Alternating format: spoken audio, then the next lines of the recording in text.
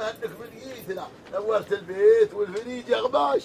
الله يحييك ويرحب بك على فضله طال عمرك، بس عاد انتم كلفتوا على اعماركم وايد وانا مو بغريب.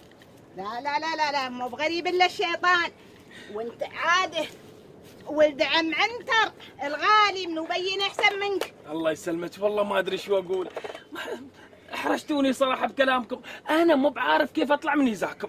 يا ابويا لا تقول كذا، نحن اهل وكل اهل عنتر ترى هو اهلنا. صدق ان انا الله ما رزقني بعيال اللي هم الاولاد، يا غير عندي عنتر حسبة ولدي، وان كانك ما تصدقني انشد بنتي اللي هي حلو بنت طناف ان معزة عنتر عندي شرات عيالي.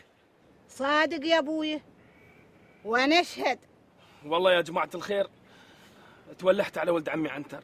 لا والشهاده اليوم يوم وباكر يوم، يا عنتر ماشي على لسانه الا ولد عمي غباش. ايه يا عنتر، عاد انا ما شفته اكثر من 15 سنه. 15 سنة والخيبة الملحة، عنبك انت في اي دار ما شفت ولد عمك. شو اسوي يا العم، شو اسوي؟ التجاره والشغل ماخذه كل وقتي، حتى تصدق ما اقدر احد شعر راسي من الشغل، كل يوم في بلاد كل يوم في بلاد، وحلالي طال عمرك منو بيداري غيري؟ ما تروح تحج على راسك، هات لك حد ابوي يحج على راسك، والحلال ترى عديل الروح. عاد هالمره قلت بس عاد يا غباش، بس فلوسك ما بهم من ارحامك، ما يستوي كذي 15 سنه ما تشوف ولد عمك، عيب. اصيل يا غباش، والمتوصف قال الظفر ما يظهر من لحم. ما عليك زود يا مطيان، ما عليك زود.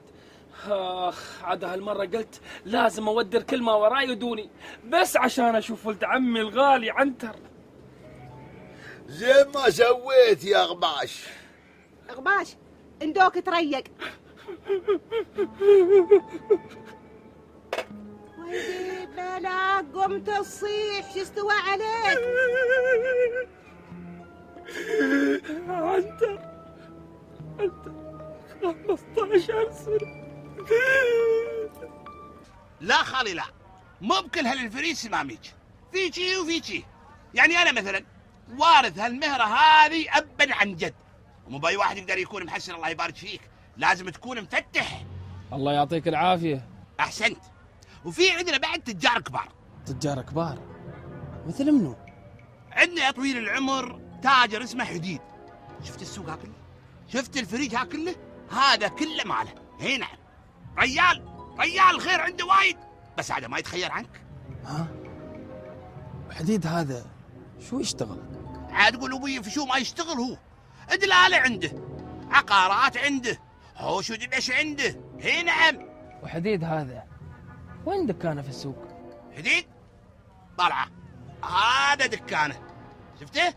بس عاد اليوم مسكر لان حديد مريض شوي. مريض؟ اي نعم، نعيما. الله ينعم عليك.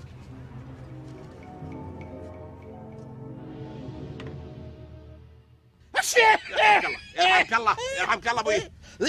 اجر وعافيه، اجر وعافيه حديد، اجر وعافيه. الله يعافيك يا حسين. اجر وعافيه ابوي. صدق عاد نعم، صار لي يومين مريض يا اخوي. سلامات ابوي سلامات. وغباش يوم عرف انك مريض اصر بروحه يسلم عليك ويطمن عليك. اي نعم. يا حليله. اي نعم. صدق عاد. نعم. دش في خاطري هالريال. ها؟ دش قلبي دش قلبي. ايه دش القلب. حبيته يا اخوي. ينحب. نعم. ريال وجهه بشوش. بشوش. جزاك الله خير عم حديد، جزاك الله خير. منو هالريال؟ غباش يا حديد، غباش. غباش؟ من وين يعرفني بعد هذا؟ عفا عليك يا عم حديد، انت ريال معروف. تصدق عاد دائما يطرونك في مجالس الشيوخ والتجار الكبار. عاد انا اعتبر نفسي واحد من تلاميذك. شو يرمسون عني ها؟ شو يقولون؟ كل خير كل خير، يرمسون عن فطنتك وعن دهائك.